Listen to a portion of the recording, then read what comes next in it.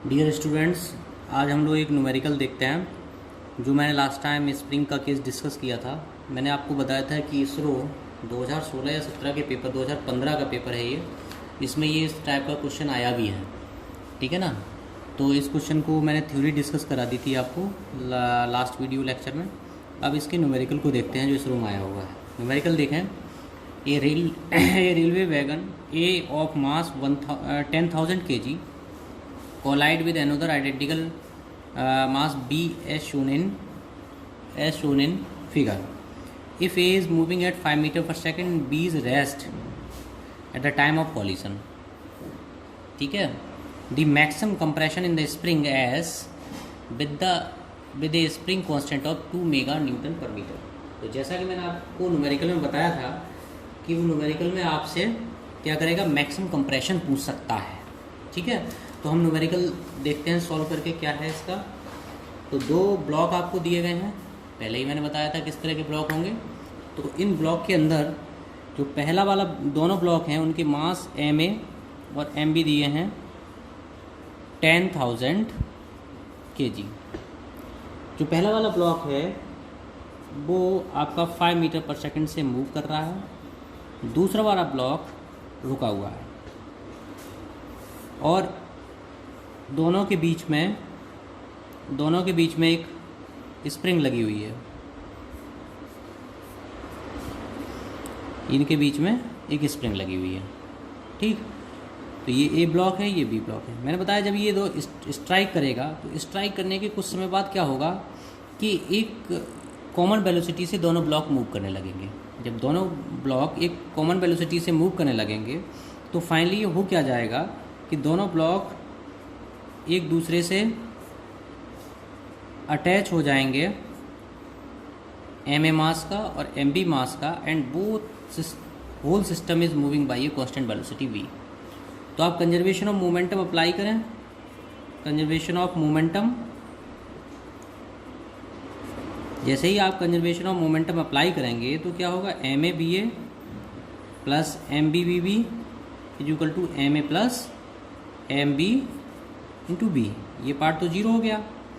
अब M A is equal to M B 10,000 है, तो 10,000 इंटू 5 मीटर पर सेकेंड, ये हो जाएगा आपका 20,000 इंटू बी। तो बी क्या आ जाएगा, 2.5 मीटर पर सेकेंड।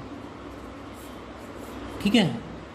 दूसरा मैंने बताया था, दूसरी क्वेश्चन जो आप मैक्सिमम कंप्रेशन निकालने के केस में मैक्सिमम कंप्रेशन निकालने के लिए यूज़ करेंगे, वो क्या करेंगे, total kinetic energy before impact is equal to kinetic energy after impact plus potential energy. Total जो एनर्जी है वो कांस्टेंट रहेगी। ओके। तो हम क्या इक्वेशन लगाएंगे, half M A B A square, दूसरा वाला तो रेस्ट में है तो उसकी काइनेटिक एनर्जी जीरो हो जाएगी, is equal to 1/2 M A plus M B into V square, जो कि आप निकाल चुके हैं, प्लस हाफ के इंटू एक्स स्क्वायर। तो आप यहाँ से x की वैल्यू निकाल सकते हैं। आपको k की वैल्यू भी इस न्यूमेरिकल के अंदर इसमें दी गई है 2 मेगा न्यूटन पर मीटर, 2 × 10⁻⁶ न्यूटन पर मीटर। तो अगर आप सारी वैल्यू को पुट करेंगे तो x की वैल्यू लगभग में 25 सेंटीमीटर आती है। तो ये न्यूमेरिकल इसरो में जो है 25 सेंटीमीटर आती है। ये इसरो में न्यूमेरिकल आया था, इसे आप इस तरह से सॉल्व कर सकते हैं। ठीक है ना। तो अब हम आगे देखते हैं। अब हम नए टॉपिक को स्टार्ट करते हैं, एक नया टॉपिक स्टार्ट करते हैं, मोशन कर्व, जो कि बहुत ही इम्पोर्टेंट है। मोशन कर्व, क्योंकि कभी कभार ये डायरेक्टली वेलोसिटी, डिस्टेंस और एक्सेलरेशन टाइम, इन सब डायग्राम के बारे में भी आज की तारीख में बेसिक्स क्वेश्चन आ रहे हैं।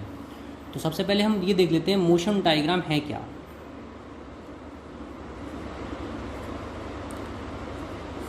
जनरली किसी भी, चाहे वो रेक्टिलिनियर मोशन हो चाहे वो कर्विलिनियर मोशन हो, जो मेन वेरिएबल हैं वो हैं क्या, वेलोसिटी, एक्सेलरेशन, डिस्टेंस और टाइम, या 4 वेरिएबल्स, 4 वेरिएबल्स हैं।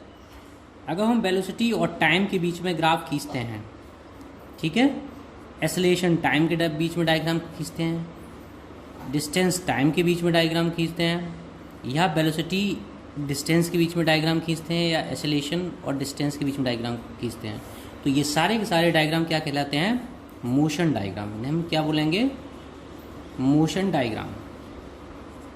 यानी कि हम किन्हीं दो वेरिएबल्स के बीच में अगर कोई डायग्राम ड्रॉ करते हैं जो कि मोशन के वेरिएबल हैं, तो हम उन्हें मोशन डायग्राम कहेंगे।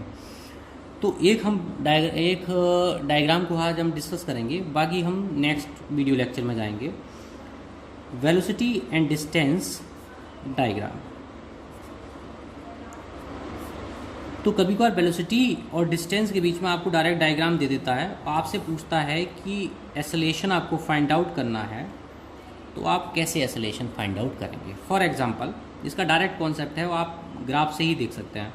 मान लीजिए ये कोई कर्व है वेलोसिटी और डिस्टेंस का, और आपसे पूछा जाए कि किसी पर्टिकुलर डिस्टेंस x1 पे आपको एक्सेलरेशन फाइंड आउट करना है। You will find out the acceleration at particular distance x1। तो इसके लिए सिंपल तरीका है, आप क्या करो, एक लाइन ड्रॉ करो परपेंडिकुलर, जो कि इस कर्व को सपोज ए पॉइंट पे कट करे। तो ए पॉइंट पे आप क्या करो, एक टेंजेंट ड्रॉ करो। इस टेंजेंट के 90 डिग्री इसी पॉइंट पे एक लाइन और ड्रॉ करो 90 डिग्री।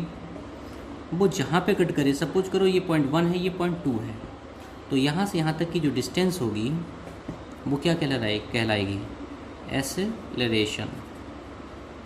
तो ये आप डायरेक्टली किसी भी ग्राफ से पढ़ के देख सकते हैं। तो कभी कभार डायग्राम दे देता है और इस तरह से नॉर्मल ड्रॉ कर दे एक लाइन x1 और पूछे कि इसमें एक्सेलरेशन क्या है, तो आप गेट वगैरह में आज की तारीख में कंसेप्चुअल क्वेश्चन आ रहे हैं, तो आप डायरेक्टली बता सकते हैं कि एक्सेलरेशन इतना होगा।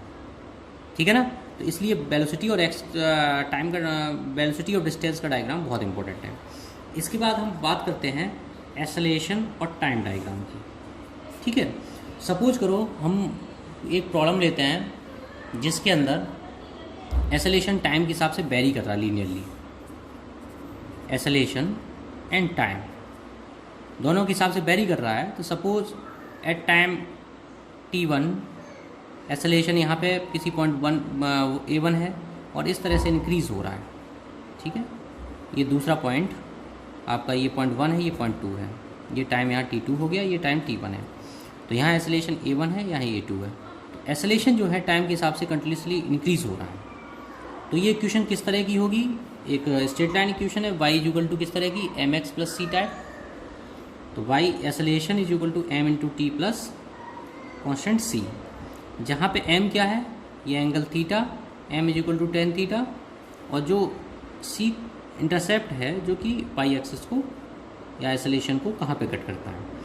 तो यहाँ से देखो D V by D T अगर हम फाइंड आउट करें तो क्या होगा? M T plus C. तो यहाँ से velocity D V is equal to M T D T plus C into D T. अगर इसे इंटीग्रेट करते हैं तो बी इज इक्वल टू क्या आ जाएगा? M T square divide by 2 plus C T plus C 1। यानी कि वेलोसिटी और टाइम, अगर एक्सेलरेशन टाइम डायग्राम से हमें वेलोसिटी टाइम डायग्राम ड्रॉ करना है, तो हमेशा अगर जो एक्सेलरेशन लीनियरली वेरी कर रहा है तो जो वेलोसिटी होगी वो कैसी वेरी करेगी? पैराबोलिक। अब एक्सेलरेशन अगर टाइम के हिसाब से इंक्रीज़ हो रहा है, हमने जैसा देखा कि एक्सेलरेशन जो है टाइम के हिसाब से इंक्रीज़ हो रहा है, एक्सेलरेशन जो है टाइम के हिसाब से इंक्रीज़ हो रहा है, इस तरह से इंक्रीज़ हो रहा है 1 से लेके 2 पॉइंट के बीच में। तो वेलोसिटी का बिहेवियर कैसा होगा? होगा तो पैराबोला, लेकिन किस तरह से होगा? तो आप ध्यान रखें, जब एक्सेलरेशन कंटिन्यूसली बढ़ रहा है तो वेलोसिटी भी बढ़ेगी और पैराबोलिकली बढ़ेगी। तो मान लिया कोई पॉइंट 1 है, यहाँ वेलोसिटी टाइम t1 पे b1 है। ठीक है, यहाँ कोई पॉइंट है t2, यहाँ वेलोसिटी b2 है, क्योंकि आप इन दो इस इक्वेशन से डायरेक्टली आप वेलोसिटी निकाल सकते हैं। इस वाली इक्वेशन से आप velocity b1 at time t1 निकाल सकते हैं और वेलोसिटी एट टाइम b2 निकाल सकते हैं।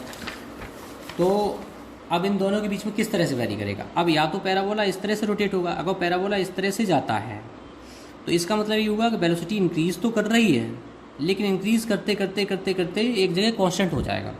यहाँ क्या है? पैराबोला इस तरह से जाएगा, वेलोसिटी इंक्रीज हो और ये एंटी क्लॉकवाइज। आप आज के बाद ध्यान रख लें, अगर एक्सेलरेशन टाइम के हिसाब से लीनियरली बढ़ रहा है तो वेलोसिटी जो प्रोफाइल जो होगा वो एंटी क्लॉकवाइज होगा, इस तरह से इंक्रीजिंग, ठीक है, ना कि इस तरह से होगा। अगर हम डिस्टेंस वाला डायग्राम देखें, ये हो गया वेलोसिटी और टाइम डायग्राम। अगर हम एक्स टी का डायग्राम देखें तो देखो आपका बी आ गया M T square divide by 2 plus C T plus C one आ गया। तो D X by D T अगर निकालते हैं M T square by 2 plus C T plus C one, तो यहाँ से देखो एक्स क्या आएगा, M T cube plus 6 plus C T square divide by 2 plus C one T plus C two. तो इस तरह से इक्वेशन आ जाएगी, यानी कि क्यूबिक इक्वेशन होगी और डिस्टेंस कंटिन्यूसली इंक्रीज होगी, कोई एक्सेलरेशन बढ़ेगा। तो ये भी डायग्राम ये क्यूबिक जरूर होगा, यहाँ से लेके यहाँ तक ये क्यूबिक होगा कर्व, ये क्यूबिक इक्वेशन को फॉलो करेगा, लेकिन ये भी एंटी क्लॉकवाइज ही होगा। तो ये दो डायग्राम मैंने अभी हाल फिलहाल में इस वीडियो में बताए हैं। आगे मैं acceleration time diagram, constant acceleration के लिए और कुछ इंपॉर्टेंट डायग्राम भी बताऊंगा। Thank you.